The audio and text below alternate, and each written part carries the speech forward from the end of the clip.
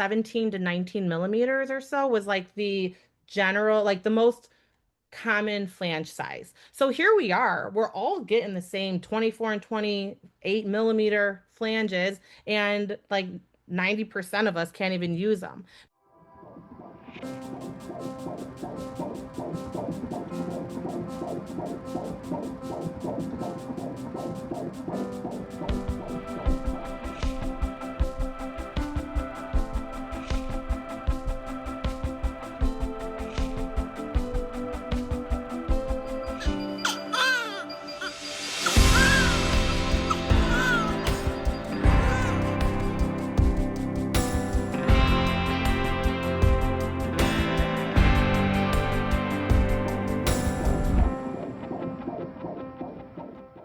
Hello, and welcome back to another episode of the Birth Lounge podcast.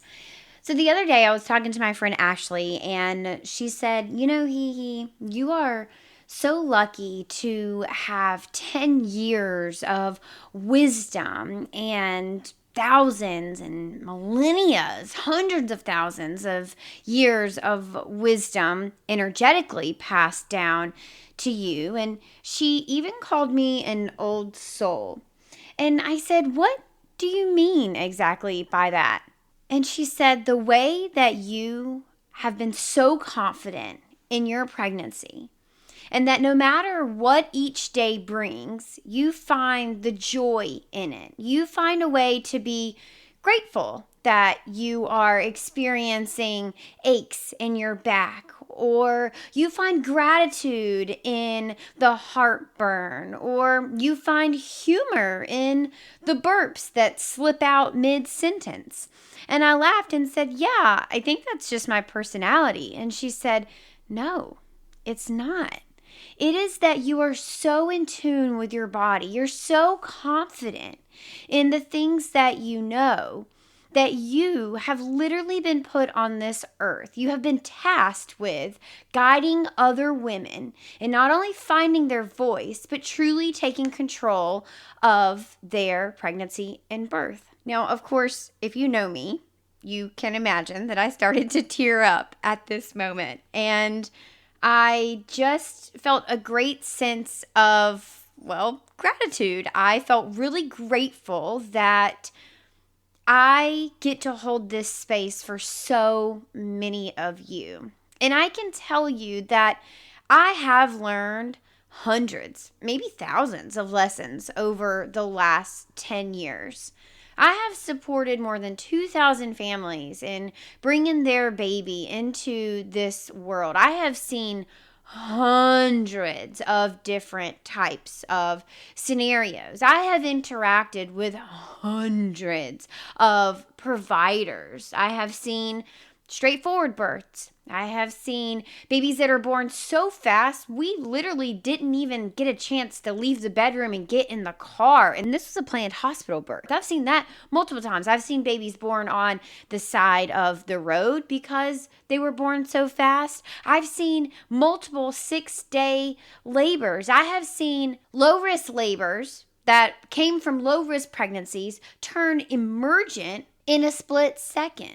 I have seen the highest of high-risk pregnancies go absolutely smashingly. I'm talking like so smooth that everybody was in awe because when she was in labor, everything was well. I've seen necessary interventions. I've seen unnecessary interventions. I have seen unassisted births. I have seen home births. I have seen birth center births. I have seen hospital births. I have seen surgical births. I've seen elective inductions, medically necessary inductions, chosen C-sections, medically necessary C-sections, unmedicated birth, epidural birth, births that use nitrous oxide but neither unmedicated nor epidural. I've seen nurses catch babies, OBs catch babies, dads catch babies, midwives catch babies. I've caught 2 babies when one was on the side of the road and one was the baby that was born in the bedroom before we could even get to the car. I can tell you that I am so confident in birth because of all the things that I have seen. And in addition to that, I do feel this deep sense of connection to this ancestral wisdom that I don't know, it just feels like it's part of me. In addition to all of that, don't forget I do have a master's degree in human development and family studies. And so not only do I have the skill to read research, but in true nerd fashion, I actually genuinely enjoy it. There's nothing more that I enjoy. Well, maybe some things like chocolate and being at the beach, but very few things do I enjoy more than going through a scientific article, and I want to know about the methodology. I want to know how many people participated. I want to see what your p-value is. I want to see what your confidence interval is. I love to know how you actually put your study together and then conducted it, and who were the people that when you got to the end of your study, you had to take them out of your study because, well, they didn't really meet the criteria of the study at the end of the day. I want to know the tests that you run. I want to know how you got to your conclusions, and I want to see how you present those conclusions, and is it honest and transparent? Now, I know this is not everyone's thing. I know not everybody likes research. I know that not all articles are easily read. I know that not everybody feels this confidence and joy or that deep ancestral wisdom. So here's what I've done for you. Well, I put it in an app. I put it all in the Birth Lounge app, and I hit all of those pieces. I share all of those births that I have attended over the last 10 years. All the knowledge that I've gained from that, it's all yours. The data and the science and the evidence-based, backed decisions that you can make in labor, also found in the Birth Lounge. I'm telling you what those articles say. And then I'm linking it for you too so that you can go and read it should you desire.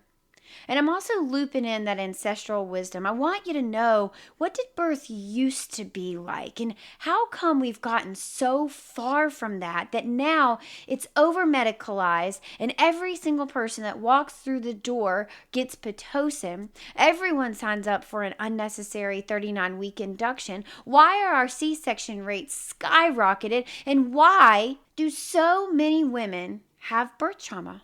Plus, how do you avoid that for yourself? If there's one thing that I've gotten really, really, really good at over the last decade, it is helping you avoid birth trauma so that when you leave your labor experience, you feel empowered, you feel so happy and satisfied with the way that it turned out, and you are proud of yourself. You're not crying, you're not traumatized, you're not spiraling, you're not stuck thinking, what in the world did I just go through? Instead, you think things like, wow, I did that. Oh my God, look at this baby that I grew and I birthed. Holy cow, am I a superwoman? If you're craving deep education that is not only going to prepare you for an amazing birth experience, absent of trauma, where you get to be the decision maker, but you're also craving a community and you're craving the data to help you make those decisions. Plus, you want to learn how to be this confident in your birth and in your pregnancy and in your parenthood too. Download the Birth Lounge app. Head to your respective app stores, whether you're Android or iPhone, and type in The Birth Lounge, and it will pop right up. And you can get started literally right now. I hang out in the app. I'm always updating it with new information. And it's way better than scrolling social media that's going to numb out your brain. Instead, scroll and empower yourself to have a better birth. Download the Birth Lounge app today. And I'll see you in there. Bye. If you have ever stood in your kitchen at 2 a.m. holding a pump surrounded by all these parts that you don't even recognize, you have no idea what they do, and you're wondering, am I even doing this right? Then this episode is for you. If you are like me and about to have a baby and you're navigating the websites that have hundreds of pumps and you're like, which one do I get? Do I need a wearable one? Do I need a portable one? Do I need a primary one? Should it be battery powered? Should it plug into the wall? What's the difference? Why do some of them say that they're hospital grade suction and some of them don't? Why are some of them 2-in-1, 3-in-1? How many in-ones can you have? This episode is for you. It's going to break down everything that you need, because here's the truth. We talk a lot about breastfeeding, but we don't talk a lot about pumping, yet so many people are pumping. We even have exclusive pumpers out there, people who supplement and then pump in addition to that, people who are pumping to build a freezer stash, or maybe you are trying to protect the supply that you do have by pumping, or maybe you're just trying to figure out which pump to just put on your registry. Now, here's what I usually hear. You go online, you ask a few friends, maybe you post on the internet, you kind of see what the influencers are using, and then suddenly you're spending hundreds of dollars on something you're not even sure is going to work for your body. So today, we're going to fix that. I'm so excited to have Kristen Krahl, a certified lactation counselor, a CLC, and a mom of 5 on the show with me today. Kristen has spent over 7 years pumping across her own feeding journeys, including exclusively pumping, nursing at the breast, and everything in between. Also, if you follow her on Instagram, you see that she literally owns basically every pump out there. And what I love about this conversation is that it's not just clinical, it's real. Kristen is really breaking it down, because pumping is one of those things where the advice can feel very one size fits all, but your body, your baby, your lifestyle, your goals, those are not one size fits all. They all matter when it comes to choosing what's actually going to work for your body after you have your baby.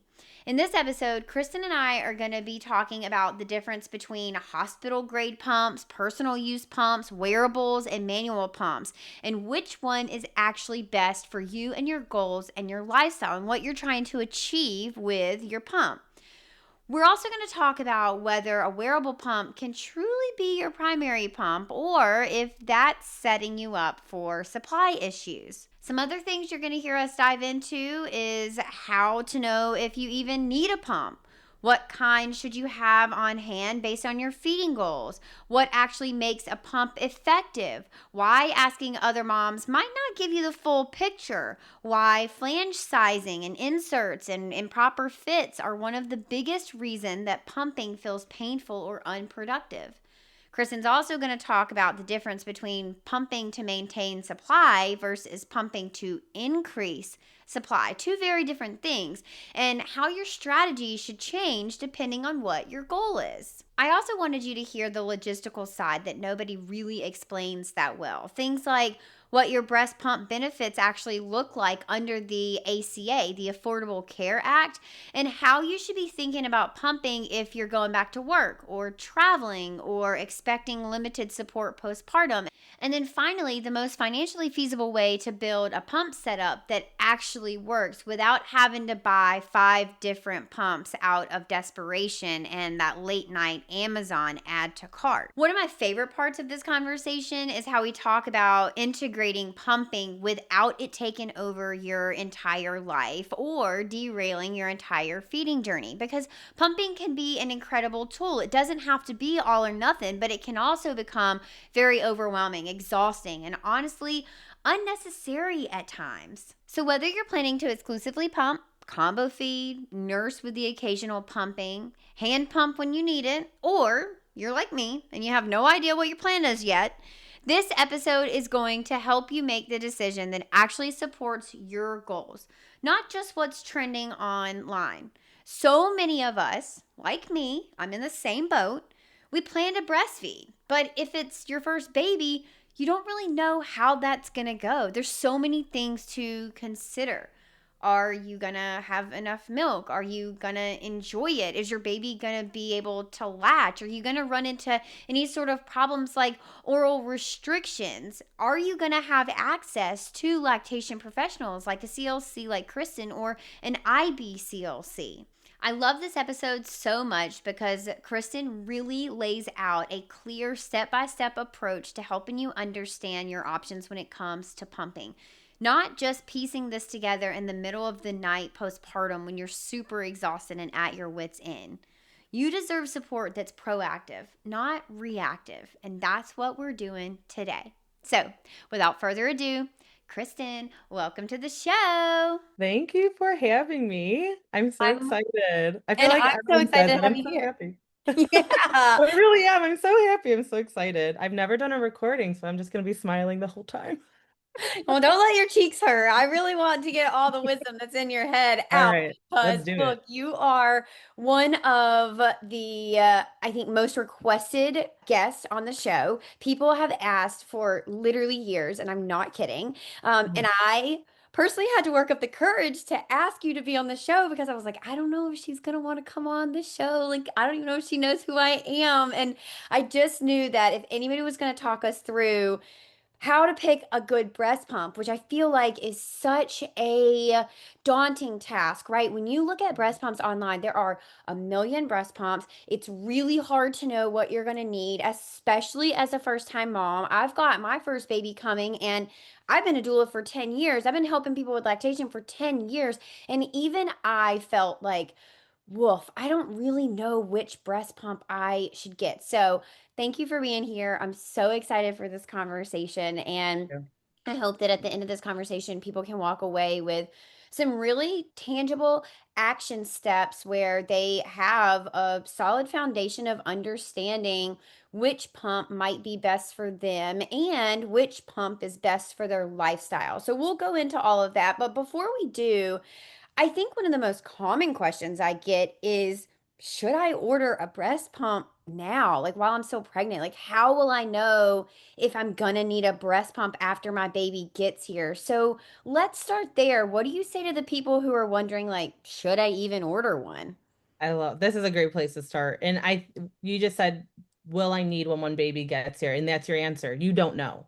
So you should take advantage if it is offered and if it's something that's not offered, and we'll get into that later on, just to know other possible more financially in reach pumps, which I want to get into all of these because you can spend an arm and a leg. You can potentially get something with your insurance, or you can go to your local Target and get something to just have on hand in an emergency. But do you need a breast pump? We don't know, right? I also don't know what your journey is, how it's going to unfold, what your expectations are. What is it that you want out of your journey? What do you expect to happen? How do you want to address it? So, with all these unanswered unknowns, having something ready to go is the best thing you can do. And I'm very guilty of this with my first two when they were born. I had this actually, it's my first pump, the bowling ball here, my Spectra. I had this in a box, and it wasn't until I got home. I had one baby in the NICU, I had one baby on my side, and I didn't know what to do because nothing was clean, nothing was assembled. So, not only do you want to invest in something to have as a security blanket, truly, as something to fall back on, but you also want to assemble it and familiarize yourself with it. I'm not saying hook it up and like, let's get to town. That's not necessary. And that's something we can talk about later as well, about potentially any kind of colostrum collection, which might, maybe, which I'm not pushing this one bit, but you can potentially be using your pump. But I'm really just encouraging you to assemble it, get to know it, and play with the buttons. You don't have to put it on, but play with the buttons, read the manual. That's something I'm very guilty of. I don't do that. Even in the position I am right now, I'm like, I don't want to know. I want to figure this out on my own. So, and if I can't figure it out on my own, then someone who doesn't know what they're doing will really have a hard time. And that has happened. So, Yeah, I tend to agree with you. Like, go ahead and have it on hand. Go ahead and familiarize yourself with it. You don't need to, like, use it right now in pregnancy unless you have a reason to. But mhm, I do think that having it on hand is probably better than needing it and then having to wait for it to ship or sending your partner out or, somebody out, a friend out at 10 p.m. at night to see which stores are open, what's left on the shelves. And now you're mhm. just kind of like picking from the bare bones of what's left to bring home. 100%. Absolutely. And there was something, let me think quickly. You said, oh, so let's take a step, kind of a side step during your pregnancy and getting your pump. You're likely going to be getting a prescription from your doctor or from your medical provider for your breast pump. Or if you're working with a DME, someone that the company that you're going to be receiving it from, they might be requesting from your provider for that script. And that is how you're going to obtain your breast pump. So, that's something again you got to do during your pregnancy while you're still, going to your visits. And typically this is going to take place around 32 weeks gestation. So it's not, you're not waiting to, the final hour to get your breast pump. Like you said, you want to have it on hand and not like be traveling the world looking for a breast pump when you really need it. So are we doing it around 32 weeks because there's a kind of a long shipping delay? No, I wouldn't say that at all. I can't really speak to why 32 weeks. That's just always been what I've personally experienced and what I know like is just common. My last provider, she's fabulous. She had terrible bedside manner. She delivered me. I'm still here. We did just fine, but she's not a huge advocate for breastfeeding, but I don't even know why I just said all that because Well, I I'm had to confused ask why you her. just called her a good provider because you were like, she actually No, sucks at bedside manner. We basically just survived birth and she doesn't no, I didn't just well, I guess that was my point is I I'm all C-sectioned. And that could be a got whole it. nother topic, but like I was worried. It was my fourth C-section and that's a whole nother story. But I'm here and we're great. And she was a great doctor as far as I was concerned. I'm still here and everything's well. But I had to ask her for my script. And it was beyond the 32 weeks. That was my point. I'm gonna go off. So you just gotta reel me back in. Um, but it was after 32 weeks. I remember asking her for it, and she was like, sure, I guess. And I was like, you should be asking me. So I guess if you're gonna, listen through this ramble, if you're around 32 weeks, you should, if you haven't already, you should just ask your provider and, give them a little nudge, excuse me, to get yourself your script or to work with a DME that's going to request the script to get your breast pump. So we shouldn't be expecting our providers to approach us with this idea. It should be really something that we bring up. Truly, it should be them. But in my experience, I can speak to the fact that they don't always advocate for breastfeeding either. So, which sounds crazy, and I feel like that could be a spin-off of this episode. But yeah, it's just good to know what you should be getting when you should be getting it. Yeah, I think it's good to know that you should even have a script because I think a lot of people, and we will talk about this later in the episode, but a lot of people think you just like call your insurance and get a pump. So I think knowing that you need a prescription for it is probably very helpful. Yeah, and I think I have definitely spoken to mothers who have not had the script on hand, that the Okay. DME that they were going through reached out. So it could go both ways, which honestly, I had never done that. I'd always had a script on hand. So it's just good to know everything, I think, at the end of the day, and that you should be eligible for one, which again, we'll talk later, but to know that you could be asking and they could be offering. But at the end of the day, just know when to be expecting that. Yeah, that's good. Okay, so what kind of pumps should we have on hand? I know I'm a big fan of telling people to bring their hand pump and their Haka to the hospital. You don't necessarily need to bring an electric pump or a mobile pump to the hospital. Should you need something like that, which, it's very individual whether you do or not. The hospital will have something that will be able to get you through until you get home. But having a hand pump and Haka on hand at the hospital is super beneficial, especially in those first couple of days as we're waiting for your milk to kind of transition from colostrum to that traditional milk. And so, what do you recommend overall longevity when we're still pregnant? We're putting together our registry. What should we be registering for when it comes to like breastfeeding tools and breast pumps? Well, you're not usually going to be registering for a breast pump though, right? Unless you're thinking ahead and you're like, well, I know that I'm going to get this pump through my insurance, but I've been seeing all these moms out and about with all these like mobilized pumping situations. And maybe that's what you're putting on your registry. That's Hmm. usually like a secondary purchase, something that once you're like more in the thick of it and established and figuring it out, that's when you're more likely to like jump into the next game, which could be a mobile pump, it could be a set of cups, and that's what you might be putting on your registry. If that kind of answers that, I believe. But did you want to talk about extra accessories or like, because I'm not entirely sure how to answer that. I guess I'm thinking like, do you recommend having a hand pump? Do you recommend Oh having yeah, a passive collector, something like sure, the sure. Haka or the ladybugs or the shells or anything like that? Yeah, so I 100% agree to having a manual pump. And that's kind of going Okay. back to what I was saying earlier about just having something like an inexpensive, effective option, such as a hand pump, is really great. The Haka and those other passive collectors, that's another form of pump, but I want to make sure that it's also known that it's called a pump, but it's not necessarily a pump Like it because it's doesn't not draw going, milk out. it will with the suction, but it's only going to work for so long, right? So if, let's say that you're leaning into like more of a pumping lifestyle, this is not the pump for you. This could very well be the pump for you, and so can a double electric, right? Like these are options that are going to help sustain a milk supply. But something like this is going to passively collect. It could definitely draw out potentially your first letdown once triggered, but it's not going to sustain a milk supply without additional help. So this is going to be more on track for the mom who is nursing baby at the breast and collecting from the other. As far as like going to the hospital with these pumps, I do agree that the manual is a must. For me, it definitely is. I always have it in my hospital bag. And depending on where you're delivering, I would verify what do you have on hand for me to use when the time comes.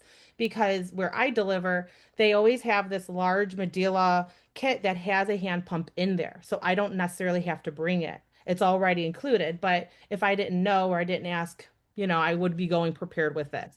With the passive, in those early days, I would say that you're not going to be passing that much extra milk necessarily to collect in here. And then the amount that you're getting is going to be quite honestly quite minimal because it is your colostrum transitional into your mature milk. So being able to pull this out and feed baby might be a bit of a struggle. I would be quite honestly more encouraging of using the hand pump and hand expression into something small. So those very early days, not that there's anything wrong with this. This is by far my favorite passive, and I think they're very effective and helpful to have. But those early days, just to get that milk moving, I would, if you're not putting baby to the breast regularly or and you have other reasons to use a manual, a pump of any sort, I would stick with this guy, the manual pump, and then hand expression, which is like your homemade pump right here. So free is for me. Yeah. Real easy. Exactly. Okay, so you keep mentioning like primary versus secondary. Break that down for us for people who are like, "Oh, I didn't even know that that was a thing." What do you Yeah. mean by that? So when you look at these lists of pumps, they're endless, right? Especially in the last 5 years. I feel like there's another pump to the market, like every time you turn around, and it's so saturated, it's hard to know the difference at what you're looking at. And I guess the best way just to break this down is your primary pump is going to be your most effective means of removal. And more chances, I have seen this before where some have said, well, a smaller motor isn't effective as a larger motor, which I don't agree with that. And I think that just takes more research to know which pumps are just widely known for effective removal. Because just because the pump is a small motor doesn't mean it's ineffective. So, but at the end of the day, like I would encourage the Spectra, like the Spectra brands, you really can't go wrong with. I definitely have an opinion on several of those pumps, and there's reviews at my blog at BeMyBestFriend.com. So, like, if you really wanted to look at something more specific, you can certainly look there because there's a lot of like little details that I like to add to about when talking about these things. But generally speaking, a primary pump is going to be your most effective source of removal to keep up your milk supply. And secondary is going to be those like part-time uses. So a secondary pump could be a primary pump for someone who is solely nursing baby at the breast because you may not be leaning into like a larger, if you will, like motor primary or even like a more portable primary option for regular removal. You might be able to get away with something that's like more secondary because your baby is your sole remover. It's hard to answer because there's so many different variables that can play into one, like your journey will be different than mine. Your needs are different than mine. So I guess just having a more of an idea of how to break these down and how to approach them and then doing your research and figuring out if that is in fact the best option for you. Yeah, Primary is okay. going to be sustainable and secondary is going to be secondary removal. So can a wearable pump be your primary pump? Depends on who you ask. Okay. I'm going to say no. And I know I'm going to get in trouble for that. But generally speaking, and I say this I really do believe this, and I know this to be true. But then you're going to get moms who I call unicorns that are like, I use my whatever pump as my mobile pump as my primary, and it's great. And that's fabulous because you know that you're getting effective removal. The problem is when you start your breastfeeding journey and you're regulating and you're learning your supply and I don't know, are you feeding baby at the breast? Are you exclusively pumping? Like there's so many variables again, right? But if you're not aware of your milk supply and you just like hit the ground running with something that you're not sure is effectively removing milk, you could be putting your supply off at a disadvantage right from the beginning. Totally. So that's why I say mobiles really need to be used with caution until you're truly confident and you know your supply. And when you pull those out of your bra and you're like, "Ooh, where are the other a couple ounces I'm used to getting around this time of day?" Right? Like there's still fluctuation with supply and demand as well. So it's not like a yes or no answer, but knowing what consistency looks like with your body and your supply is going to help be the determining factor if the mobiles are effectively working for you. Yeah. So, but you don't know that if you don't know your supply, right? So, like, you can't, I would recommend not to use a mobile as a primary until you are confident that it is working well for you. So, to do that, you need to establish that supply with more of a solid primary pump with flanges and the whole tubing and like well-seated flanges and the whole 9 yards before you really like jump high, like dive into mobiles. Okay, let's actually dive into that more. So Okay. can you just break down kind of maybe like all the pumps? Because I'm hearing mobile, but then you have things like the baby Buddha who allows you to be mobile, but it's got flanges and tubing. But then you have things like the Spectra and so one of them plugs into the wall, one of them has a rechargeable battery. Are those different? Like, how do we know which pump to kind of, I guess, maybe lean towards if we've never Yeah. pumped before? Okay, so I like to say there's primary pumps, there's portable pumps, and there's mobile pumps. So the portable pump can teeter on both sides. A primary pump can also be a secondary pump depending on how you're applying it. And by that, I mean if I'm taking a set of cups, which the backflow protector is built in, I've got the duckbill, all the milk is going to pull through the flange, right, and collect in the cup. If I put this in my bra, and I cannot tell you how many times this question is in my DM. So this is a like right on with everybody's questions, right? If I call this an effective primary pump, and I typically use this with call it a set of flanges off my breast with bottles, tubing, the whole kit and caboodle, right? Now this is an effective pump. I get the best of my best output with this pump, but now I've just paired it with my mobile cups. I have just downgraded my primary to a secondary. Why does that make it a secondary? Because cups, mobile pumps, they do not prioritize the breast as well as a well-fitted flange. And if you find that you need hands-on massaging to help motivate and move milk out, it's not easy to do with mobiles. So oftentimes I'll get moms that will say, I'm very handsy. I have to help push the milk out of my breast during a letdown. Can I use a mobile? And to that, I would say you can, but you're going to have a really difficult time getting all that milk that you know is in there and how you have to be very handsy to get it out with a regular, like call it a regular setup with flanges. You're not going to be able to get that same hands-on removal that you're used to. So there's a few parts that play into the mobiles. And oftentimes, well, not often, it just is like the motors are just off different sizes as well. So you could be getting different strength capacities as well. But I will argue that some of these mobiles are very strong. It's truly, in my opinion, more of just the prioritization of the breast. Like, how is it pulling the milk? What's the action going on in the tunnel? Like the angle, the seat of the flange, the whole thing. And then when you're putting it in your bra, like, is your bra cocking it to one side or the other? Like, it's just with flanges, you just have a more guaranteed better seat on the breast for best removal. So would you say that for someone who's never pumped, they are ordering their first pump ever, we should definitely prioritize a flanged pump first. Yeah. Establish your milk supply, get a healthy pumping routine going, learn your body, your boobs, your milk supply, and then venture out into something like a portable or a mobile. I would venture out into a mobile, but portable can be primary. When a portable is paired with, I'm looking to see if I got one around here. Because it has flanges. Yes. Got it. Yep. So I that's the Baby Buddha, the Pumples Genie Advance, not to name drop any, but like those are very common questions because they're portable. And people think because they're portable and they're a smaller pump, they're not effective enough for primary use. And that's not true. They can be they're very effective at removal.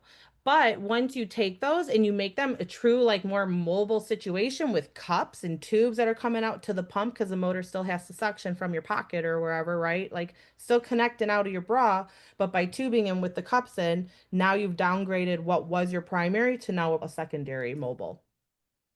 Yeah. Okay, now talk to us about like breast anatomy, boob size. What do we need to know about that? So I started out with incredibly small boobs. I was like an A, a really small A. Now Yeah. I'm a full B. I don't even know what to do with these boobs that are on my body right now. And I'm a little afraid. I'm about to hit the third trimester and they continue to grow. So I'm a little afraid they're going to continue to grow all through pregnancy. They're going to get even bigger in postpartum. I don't really know what to do with large breasts because I've always had super Sure. small boobs. What do we need to know about that? Is that going to affect our fit? And then also, how are we supposed to order a pump now, knowing that most likely our boobs are going to get even bigger in postpartum? So your breast size doesn't necessarily play it, it's a different another like gray kind of gray area to speak on because everybody's going to be different. You are so when you get your breast pump, your pump is going to come with likely like 24 or 28 millimeter flanges, and they're going to be like your traditional fit, which we'll use this guy as an example. So it's going to be more of a traditional fit flange. But with trial and error, if you find, and this is where it really gets complicated because you've got different materials and different shapes of flanges. There's pano, there's crater, there's all different kinds of different fit on the flange shape to fit to the molding of the breast. So that's something, especially like you've just said, like you were an A and now you're still seeing that continuous growth. You don't know where you're going to end up. So I wouldn't put too much stock right now into what kind of flange you're going to want. And quite honestly, I can guarantee that everyone listening right now is like, what is she even talking about? I thought there was a flange. You get a flange. But they're like no one knows that. And it's becoming more spoken of. Is that the best way to say it? It's just becoming more widely shared that you can require a different shape flange based on the shape and doughiness or softness of your breast. So that's something that could change from your early postpartum to a few months to a year in. So things can also change. So to gauge that answer right now, especially early postpartum or pregnant, and during your pregnancy is not it's not something that we can speak on right now, but it's definitely something to be aware of when you do hit that stage in your journey that hey, this used to remove milk very well and everything's like my parts are all replaced, nothing has changed. What is making the difference? It could be your breast anatomy has changed, and with that it could require a different shape, potentially a different size tunnel. But that's something that is going to be, more like you're going to deep dive into that when the time comes, because that's not something that you can predict right now. And often, like, moms will use the same size, same everything their whole duration. So it's a toss up. You don't really know what you're going to expect or what That you makes can it really expect. hard. Yeah, that's tough. Yeah, yeah. Well, that's why I don't think it's worth putting stock into it right now.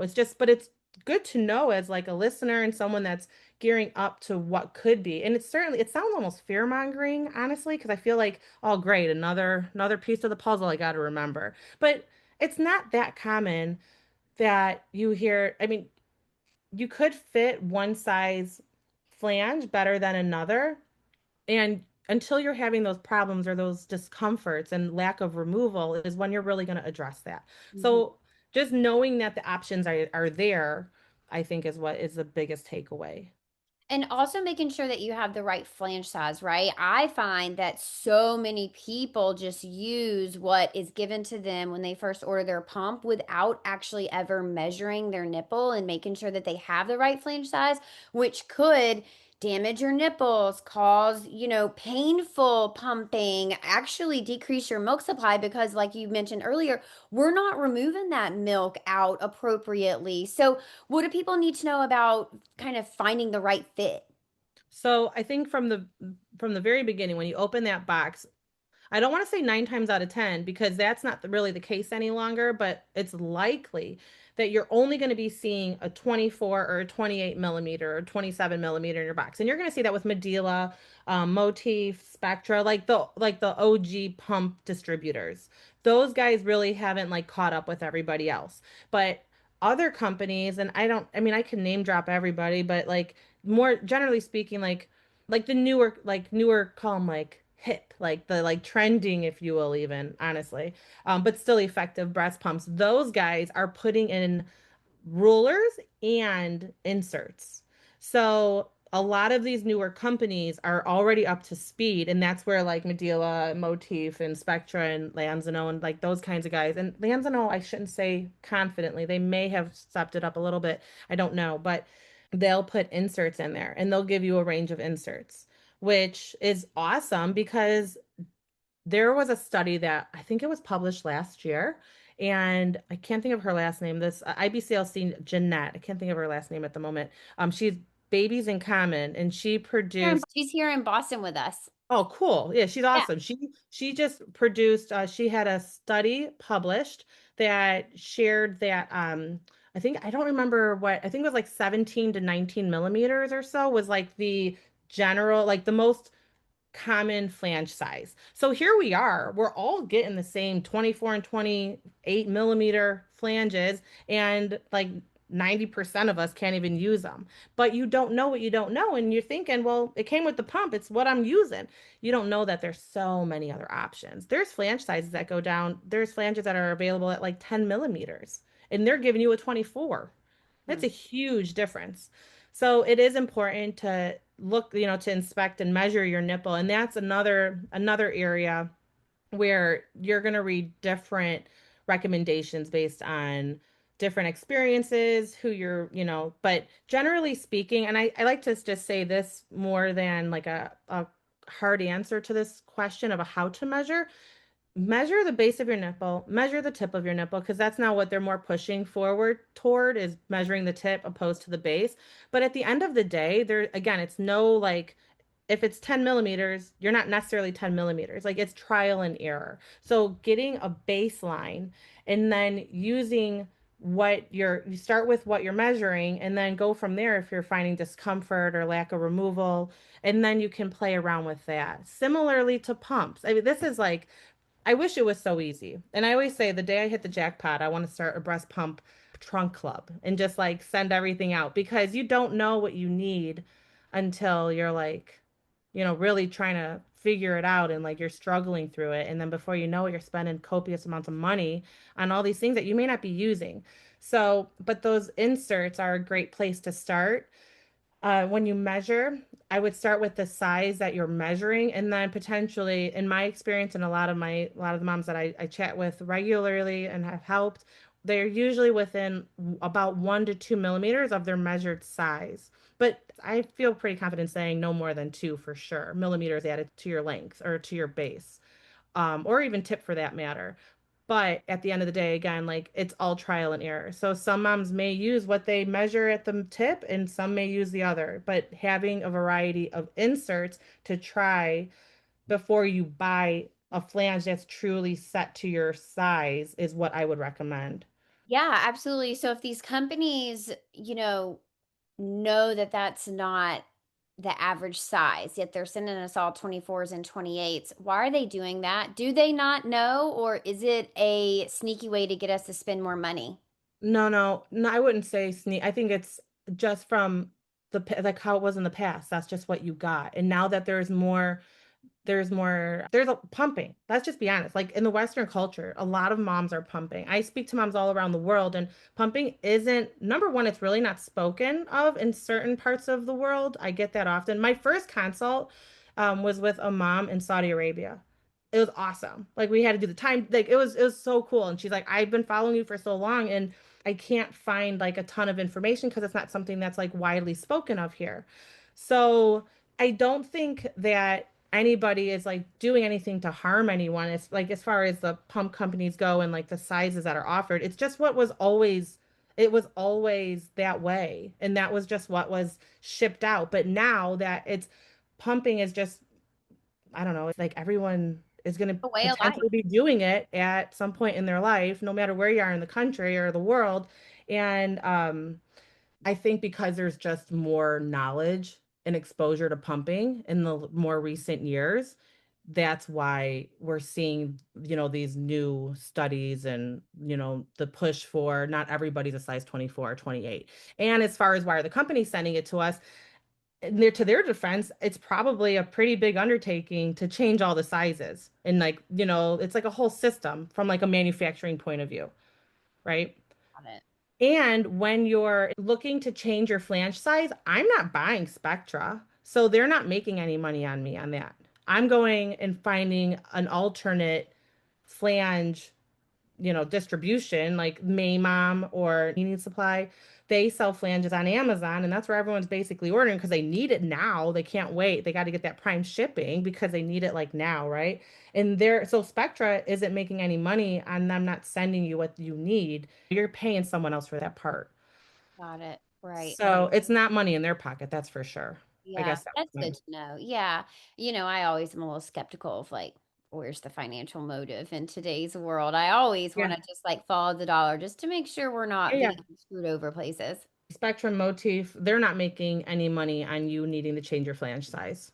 Yeah. So, unless you're buying direct from them, but they're not like, hey, here's an insert where to buy another flange size. That's not, you're usually just buying it from someone else. Mm, So, I wouldn't say that's a motive at all. I would just say that it's just, unfortunately, I guess the best, easiest way to put it is that's just the way it always was. But now, because it's so common, like, and it's more spoken of and shared, and I mean, especially with, I think like the blow up of social media.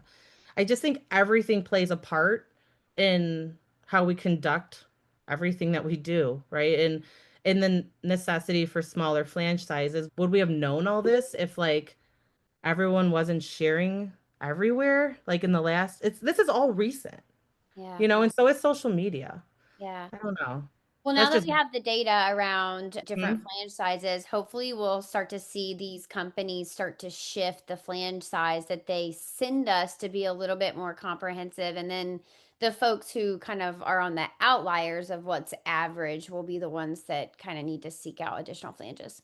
And that's what we're seeing now. Oh, perfect. That's what we're seeing now with like the mom cozies, Eufy. And that's why I say I don't know about like the Spectras of the world because they're boxed and ready to go and they're not newer and they haven't started like if you will complying or like recognizing that we need smaller flange sizes. But it's common to see the younger pumps, not like the OGs. The younger pumps they're sending out inserts and rulers and stuff like that. So we're getting there. We're just not 100%. There yet. Yeah.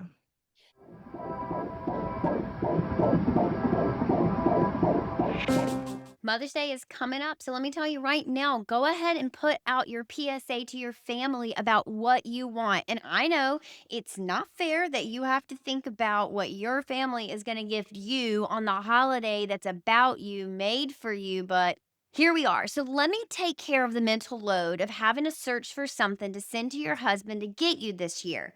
Tell him you want new sheets. He can buy a sheet set for you and then also get a free set to give to someone else, maybe your mom or your mother in law. Have him take care of two in one because the moms in our lives deserve a bed that we genuinely look forward to getting into every night. Cozy Earth sheet sets are made from viscose from bamboo. They're breathable, temperature regulating, and they're softer every single time that you wash them. Mine literally feel like a cloud. I've had them so long. They're not just comfortable, they're the kind of cozy that really stays with you. For me, it makes it hard to leave my bed in the morning and leaves me counting down the minutes until I can slip back into bed at night. If you are a woman who likes to live in luxury, Cozy Earth has got your back. So ditch the roses that are going to die and the chocolates that we can buy for ourselves, and have your husband give you the gift that you will be able to use for years to come. Cozy Earth Sheets.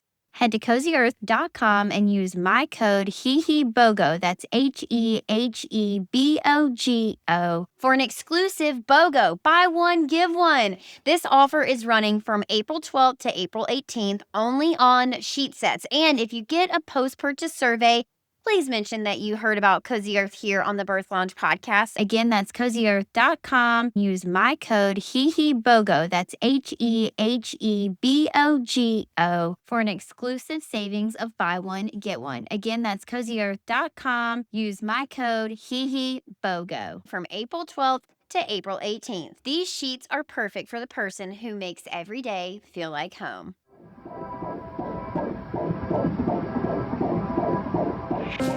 So we keep talking about like, oh, you're gonna have to buy this and it's trial and error. And like, if this doesn't work, then you can just buy this. And you mentioned like, it's really easy to spend copious amounts of money that you didn't need to spend. What is the most financially feasible way to do Yeah. this? That's the inserts. That's what I always recommend is buy a range of inserts and they come in a pack. So I want to say they start at like 13 millimeters and they go up to usually 21. And then the flanges that you are going to receive are likely going to be 24. I can pretty much guarantee that you'll get a 24 millimeter set. And then the inserts go in a 24 millimeter flange. So that all said, once you have an idea of where to start, the ballpark of your nipple size, and we'll leave it at that, the ballpark size, then we're going to start trying those inserts. I will say I'm not a huge fan of inserts. I think they're a great place to start, but as far as long-term use, I find that they are not the best fit. I would recommend, and I know it's not going to be the case for everybody, but I will say too, nowadays, like you're going to be able to find more ranges of size of flanges, so you might be able to find what you need. But in some cases, you might only have the option of what you're fitting if you can't find a suitable flange that is the size of the insert that you're adequately removing milk with. But I would recommend dialing in that flange size with that inexpensive option of flange insert, at your front door, figuring out what size is best for you, what you're responding best to, and then from there, buying a flange that is truly that size. And basically, put aside those inserts for another time. How do we know if a pump is adequately removing milk versus just like, that's all my boobs have? Feel. I like to say like get handsy with yourself and feel, and you'll hopefully have a better sense of your anatomy. I mean, you're recognizing it right now during your pregnancy. And once baby is here and you're adequate, putting baby to the breast or possibly pumping or however you want things are going to spin out for you, you may be able to feel that your breasts are still full. And that's why I I mean, for multiple reasons, you want to have an idea of what your breasts feel like. Like right now, I'm currently breastfeeding. I can feel my breasts are getting full. Like it's time for me to pump. I'm not going to right now because I don't have anything to do it. But even though I'm surrounded by pumps, but I'm not ready. I'm not set up at the moment. But I could feel that it's time. I could feel the weight of my breasts. I could feel the pressure. I could tell that I'm ready to go. And if I were done pumping, I would, if I wasn't, and this has happened in the past where I've been done pumping and I could still feel a pocket of breast milk. Like, and it wasn't a lot, but I could still feel there was a difference in the texture of my breast, the doughiness of my breasts. So, or you can hand express, but do keep in mind your breasts are never truly empty. You're always producing breast milk. So you also don't want to go down the rabbit hole of, well, I was able to express a few drops. I left a lot of milk behind, or maybe I did. That may not be the case either because you might be able to express a few drops, but generally speaking, you remove the bulk of the milk out. Hmm. So there's no, again, it's like, it's just knowing your anatomy. Yeah, sure. Are there pumps that are more discreet than others for people who need to pump at work or may have strong feelings about pumping around others? Sure, of course. And that's where we're going to get into mobiles. Okay. Mobiles are cups. And then from there, it's just it could also be a matter of sound. So I would also look and do some like research on what's your quietest pump, Mm. because I can put a pump in my bra, but if I go into a quiet immediate care office down the street like I did recently with a pump in my bra, it was me and my son, and I was like, oh my God, I'm drawing all the attention because I you could hear it, but you couldn't see it. So there's a few factors there, but absolutely your mobile pump, one that goes in your bra, no tubing required, is going to be your number one for like discreet pumping. Number two, I would say would be something like a cup, and there's different cups. So that's like a whole nother, that's a whole nother avenue to go down. So your capacity, what material is it? Let me put that guy down. Is it plastic? Is it silicone? Like again, there's more factors, more variables to consider. But you can pair that with a more portable pump, and then you can still be discreet if you hide it well enough. That's good to know. Can you explain the difference between a closed system and an open system and how this may affect pumping? Sure. Well, I think the best thing to say here is you're not going to see open system pumps anymore. Your open system pump is this Medela powerhouse here. This little guy is no longer around. So I'm going to open up. It's going to make noise. So this is the Medela PISA, the Pump and Style Advance, I believe is what is the acronym. So this guy is an open system pump. If I pull off the faceplate, it's open to the motor in the back. There's a diaphragm. There's no break between this pump and your flanges. So if I had this set up and I was pumping with it, there would be no backflow protector. A backflow protector is a barrier to stop any moisture getting into the tubing and into your pump motor. If you do have this and say it's a hand-me-down, I bought this for $5, never used, at a garage sale around the block a year ago. It was like finding a golden nugget. I was so excited. And it's never been used, but if it were, and I still should technically clean it if I choose to use it, there could potentially be moisture behind this plate. And in some really severe situations, you'll see a growth of mold back there because it's an open system. But now you don't see that any longer. And Medela stopped making that pump, unfortunately, and they replaced it with a closed system that doesn't isn't nearly as good, but they're all closed again, which means there's a barrier, and with that, you don't have to worry about getting anything in the motor. Because in a closed system pump, if you don't have a barrier and you get liquid in the motor, it will kill your pump. Mm. Well, So as also far as mold you is very dangerous. Oh yeah, yeah, that's a whole nother can of worms. But as far as like if the pump's still gonna work if it's moldy, but you're gonna be blowing those spores, right? So, but you don't necessarily have to worry about that anymore because it's not a pump that's readily available. They don't make it any longer. So Sure. now we're talking just everything's closed system. And what makes a closed system is that backflow protector. So in like the case of the Eufy, this is a backflow protector. And this is what makes this pump a closed system pump. Another example quickly of this would be this is an adapter for a flange in a bottle. This is a backflow protector. So any moisture that could be caused by a heavy letdown or like tipping around here and getting sloshing into the suction of, from the diaphragm here and gets pulled into the backflow protector, now we're stopping that moisture by this barrier from getting into the pump. So this is what makes your closed system a closed system, is a backflow protector. And it doesn't have to be this one. There are different styles of backflow protectors. I'm telling you, we could talk for hours and just like break everything down. It's pretty complex, but it's not hard. It sounds complicated, but it truly isn't. So, how often are we replacing those parts like the backflow protector and our membranes and our valves and our duct bills, things like that?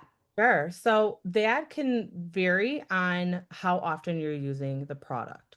Okay. So silicone is a consumable. It wears over time and right as how often is it used and how are you treating it? So if you're, with your duckbills, if you just did what I did, you're probably wearing it a little faster than others that might be using the pull tab properly. Or if you're like shoving a brush into it to clean it, you're wearing the duckbill, the bill itself, right? The valve. So there's again variables there. How often are you using? How are you treating it? Like, are you sterilizing with steam often? Because that could put some wear on the parts as well. But generally speaking, if you're exclusively pumping, you're looking at like every 3 weeks approximately, assuming you're pumping like 7 times a day. So Wait, it's like you should be replacing them every 3 weeks, once a month? if you're exclusively pumping. If you're using them like 7 times, 5 to 7 times a day, generally like 3 to 6. I believe the range I have is like 3 to 6 weeks. But if you're only pumping a couple times a week, like say if you're going to the office or you're going out for a bite to eat, not bringing baby, and you need to pump and you're doing it sporadically, you could be replacing those pump parts every few months. Or in some people's cases, I've never replaced them and they work just fine. That's good too. Mm. So it's just everybody, you don't know everybody's story. So when I hear those things, like I don't know, well, how often are you using them? Like, stuff like that. So it's a variable that is going to play into your individual situation. And how often are we washing these parts? And do we need to wash the tubing of our pump? No, so you do not need to wash the tubing. And once in a while, you'll see someone say, if you get moisture in your tubing, whip it around your head like a helicopter and, let it dry out. I don't even dabble with it. It's just not even worth it. It's an inexpensive piece. I believe it's like 6.99, $7 just for a 3 foot pieces of tubing. You have it at your door the next day. Just replace them. I don't wash them because it's a closed system pump. There's no reason why moisture should be getting into your tubing. And if there is, there's a bigger problem, which I think speaks more to that than cleaning it. If there's water, if there's any kind of moisture in your tubing, there's something else wrong. There could be a split in your diaphragm or whatever, or it's not seated properly, but you have to get to the bottom of that because that's what's going to kill your motor. As far as like cleaning and everything, that's also it's truly we should be doing it every day. And how often through the day is going to be mom's discretion. Mhm. So if you have directions of how you're supposed to be cleaning and sterilizing from your provider for any particular needs that your child may be requiring, that's a whole nother can of worms, right? But if we're talking no no medical complications known, like everything is like just pushing forward and you're just pumping, there's things that you can do to alleviate that, but that's I don't know, it's not like I'm not saying if everyone's jumping off a bridge, I'm joining them, but it is very common, and some will refrigerate their parts between use. I'm guilty of it. I've been doing it for 7 years, but I think it's very necessary to know that it's not necessarily a recommendation. It's just something that has made my life as an exclusive pumper easier. And if done properly and respected, I think there's no reason to assume that it's truly endangering.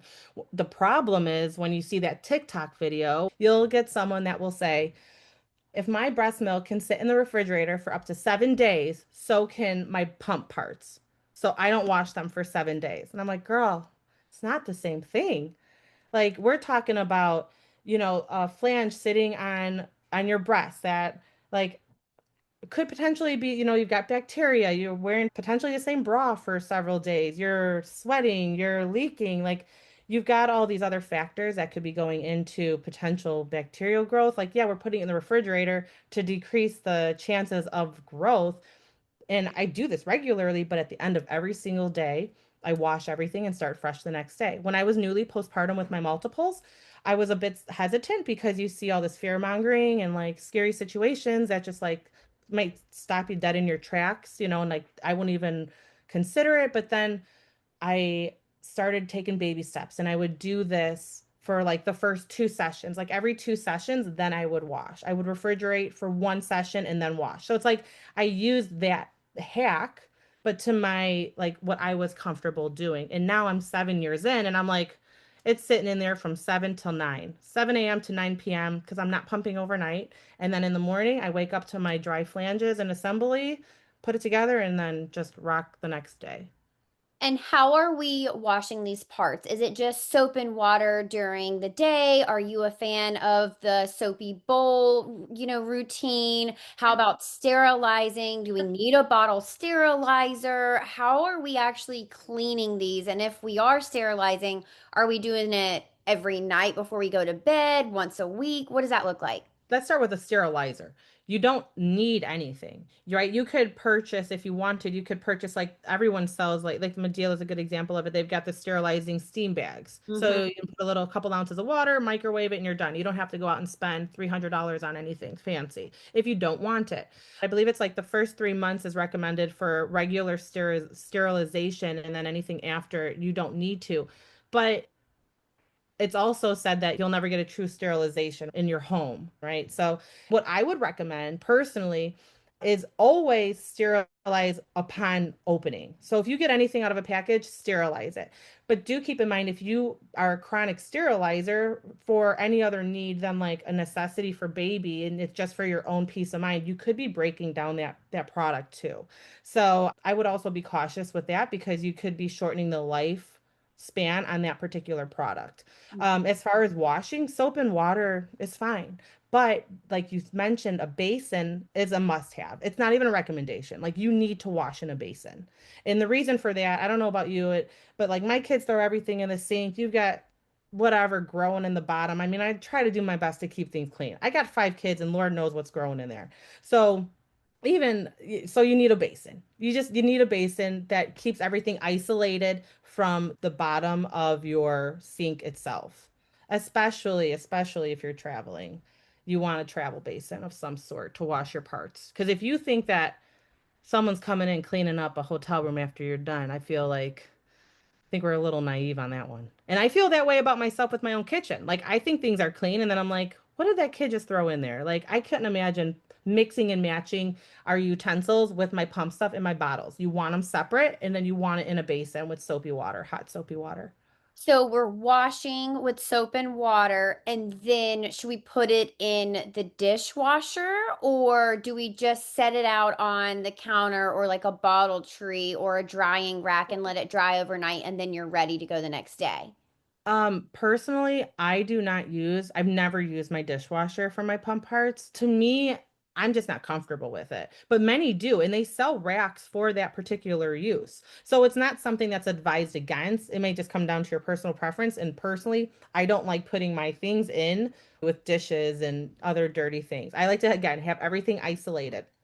As far as the drying goes, I like everything to air dry. I avoid any kind of additional contaminants or lint or anything like that. Generally speaking, I will not use a paper towel or a dish rag or anything to dry. Unless I'm like in a huge hurry and I really need something, I might use a paper towel. But something to add to this, which I know isn't your question necessarily, but it's so important to keep in mind if you're traveling and you're in the similar situation where you're like, I need to dry my stuff, do your best to air dry it. Do not go to that public washroom dispenser with the paper towels and dry your things because nothing about that is sterile. Not even close, not even clean. I personally, I could be out doing whatever and I may not even be pumping. I air dry, I shake it off. I don't touch anything, and especially your pump parts.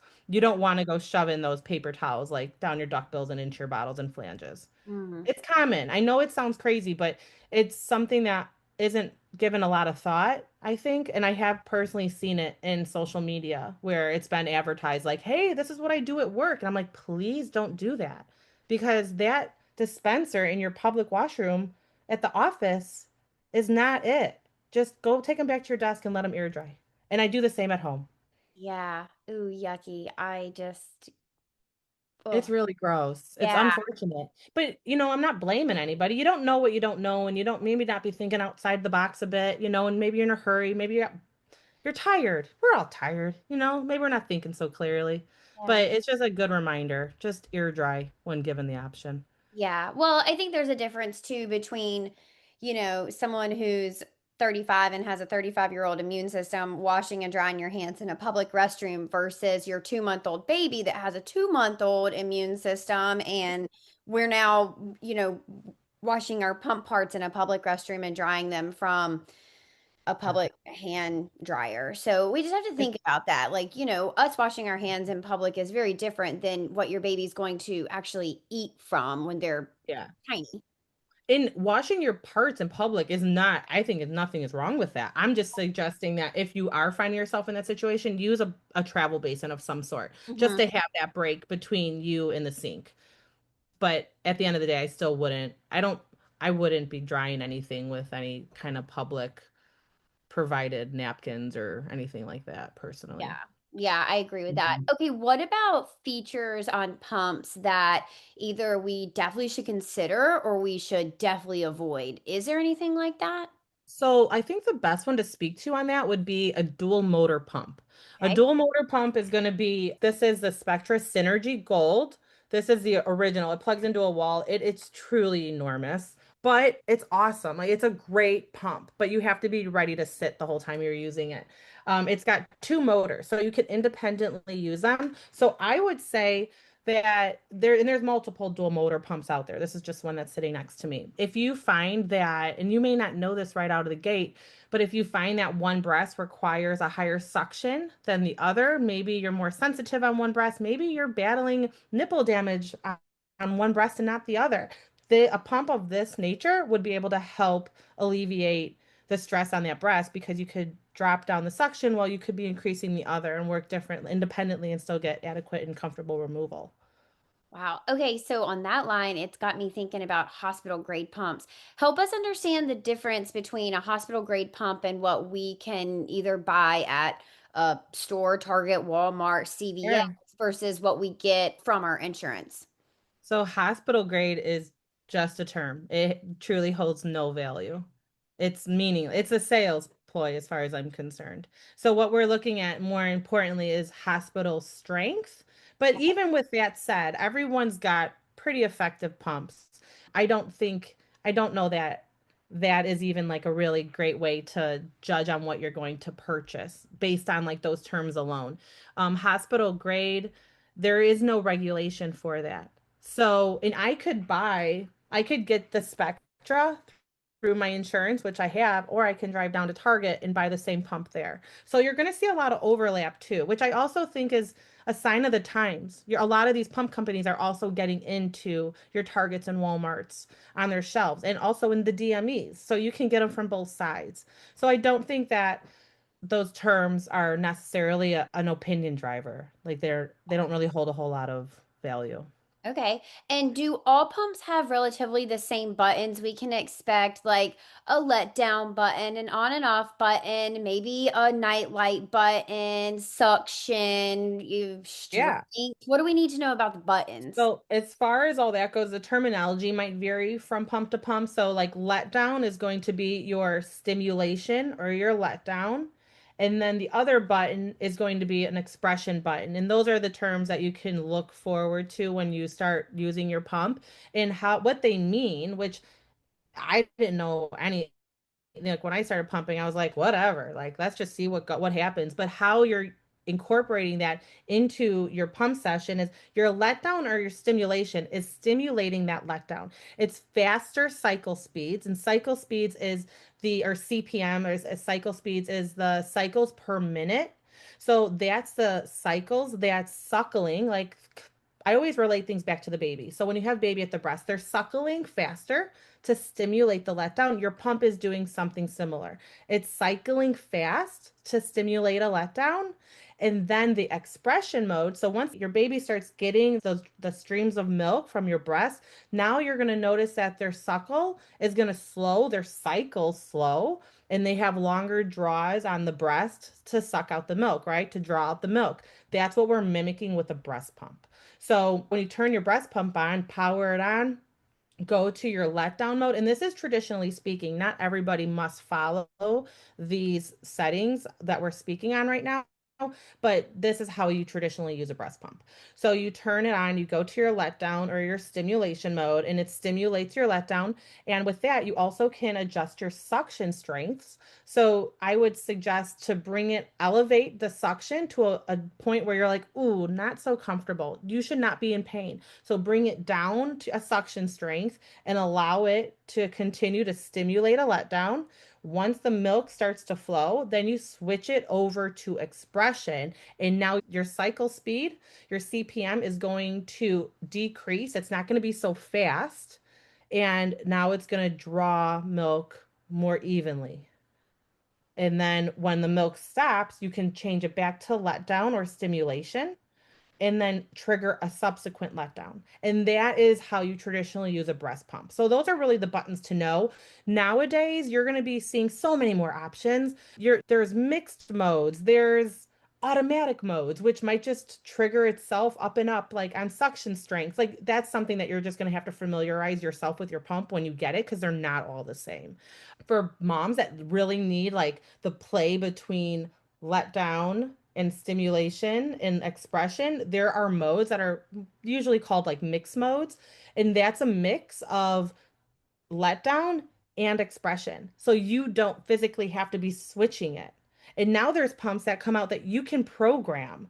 Like the Pumpables Genie Advance is a good example of this. You can program what you're doing and it has a memory. So if you have like a pretty consistent pump session and you know like what you need to do and expect like what you can expect at the next session, you can program it to do all the work for you.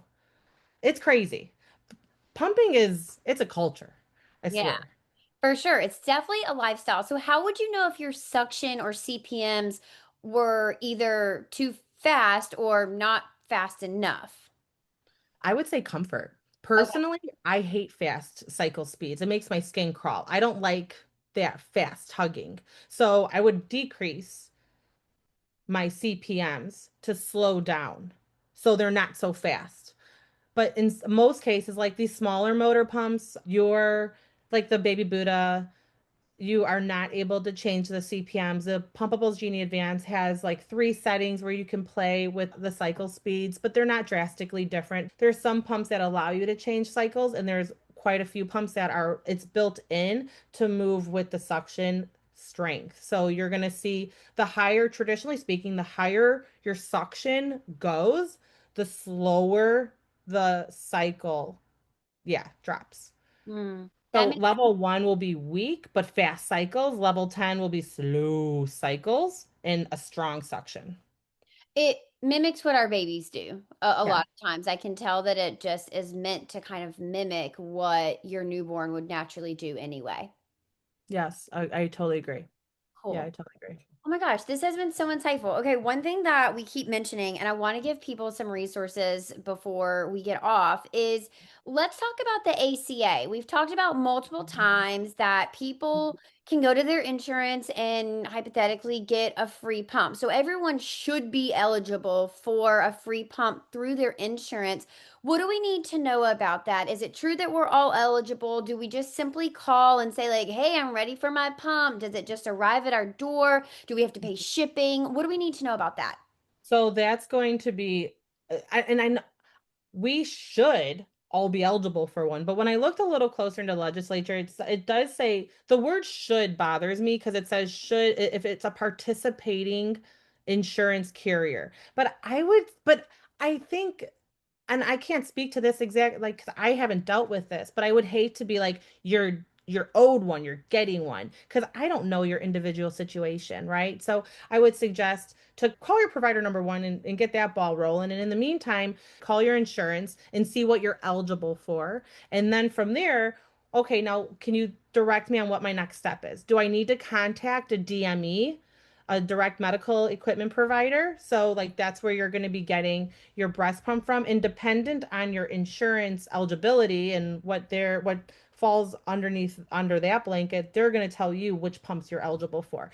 There are going to be some that should be 100% covered, and while there's others that may require an upgrade. And those upgraded pricing is going to be for more of the vanity kind of pumps. So like the Willow, I've always seen the Willow to be a upgrade, or the LV. Even from the Spectra, like this is the S1, then you got the S2. I believe I said that right. So you got the pink and the blue. And this one I can charge. It has a rechargeable battery. The pink one does not. That has to be plugged in. So, but they're the same motor, same pump. One's plug-in, one's battery. But this guy is an upgrade for me, but it may not be for you. So you don't know until you get that information. Okay. But definitely start by checking with your insurance provider and see what you're eligible for. And then from there, in some cases, I believe you can go directly through them to get your pump. In other cases, you might be seeking out a DME Hmm. to provide that information to them to get your pump. Yeah. Wow. And such US fashion, it's like never a straight answer and always dependent on what the insurances say you can Yeah. and can't have. And then when you you need something extra, you have to pay on top of the insurance premiums that you pay each month. Just like how American of us. I feel like you usually see like the additional costs are like for the more, I think vanity is a better best way to put it. Yeah, It's just like they're gonna give you what, your base, and then from there, sure. you're paying extra. And But it's in just one per baby, right? So if you Yeah, one just per wanted delivery. one per delivery, so if you have multiples, you still only get one pump. Yeah, and this is kind of morbid. I've dealt with this twice. So, when I went to get my breast pump for I think it was my son, my last delivery, they didn't want to give it to me until the baby was born. And because they want to verify that your baby is born, that they're It's alive, not. they're living. Yeah. Yeah. Yeah, thank you. So I said to the lady, I was like, what am I supposed to do when my baby is delivered and I need my pump? Like, I have to prove that my baby, like, and then eventually I spoke to someone else and they're like, no, you can get your pump. So I think that's something else to consider. Like, if you're getting pushback, like, push back harder because I feel like I've dealt with a little bit of everything. And, yeah, they didn't want to give me my pump until I could prove my baby was living. So, but I never dealt with that before. So it's just crazy. That's why there's no harm in getting a head start. And you don't need to get it as early as 20 weeks unless you think there's any, circumstances that could require such, you know, intervention. But I would go at 32 weeks and be like, all right, let's get this ball rolling so I am ready and I don't have to deal with any kind of unforeseen uphill battles. Yeah, I mean, I just think that's really inappropriate anyway because we do have so many lost moms who need to pump afterwards or they choose to honor their baby by donating milk, so they're still going to need a Yeah. pump and it's just that's really inappropriate treatment. And blanket statement, like I don't think it's even legit. Like I don't know. That's something that I'd have to look more into because I've never dealt with that before. I've never had anyone tell me that I needed to share my baby's birth certificate. So was it just the one person I spoke to? But then I have seen others say that it's for, baby Earthside, like, that you're distributing milk to. I don't know. It's an ugly situation. It's an ugly conversation. There's no doubt about that. Again, like how American of us to just like not prioritize moms and our mental health and just like Yeah. our overall health in general. That's Yeah. so frustrating to me. I Oh my don't. Ugh. Kristen, this has been so good, so informative, so educational. You are I such hope a wealth so. of knowledge. I really appreciate all of your rambles. I know that you're like, oh, I'm on a tangent. I'm like, no, give me more. This was so helpful. I'm a TMI rambler. And so I'm gonna just say I'm sorry if I like went off. You're like, what is she talking about? Like, I just don't stop. But I really appreciate you giving me the chance to ramble. Yeah, no, Appreciate not it. at Thank all. you. Your rambles Thank you. have been super, super helpful. I know that people listening are like, oh my gosh, this is just invaluable information. So if people wanted to learn more from you, work with you, connect with you, how can they do that? Where can they do that?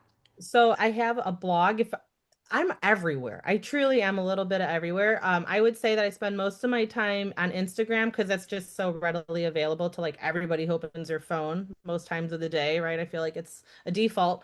So I spend a lot of time there, and I push everyone over to my blog. So that's a pretty common denominator among most of my content because my blog is my bread and butter.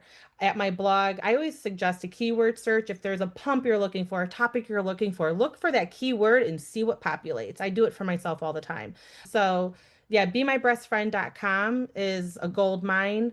And then Instagram, I have a YouTube channel where I like to share more of my longer length content.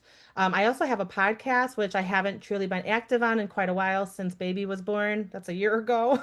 It's been crazy around here. But we've got that going. And I also have guests there where we speak on quote unquote nipple confusion and flow rates and other health. I have IBCLCs, friends of mine, and SLPs and registered dietitians. Like I've got friends in every neck of the woods. So I like to bring them on like yourself. I love that. Okay, and you also have a roadmap for pumping moms. Yeah. Thank you for reminding me. So actually today was the day we launched it. It has 8 stops, if you will, and it's for and you can hit it at any point in your journey, from prenatally for colostrum collection, which we didn't even touch on, but I know that would be a whole nother conversation. But like for everywhere from prenatally all the way down to going back to work, and I have yet to put in the weaning, which is coming.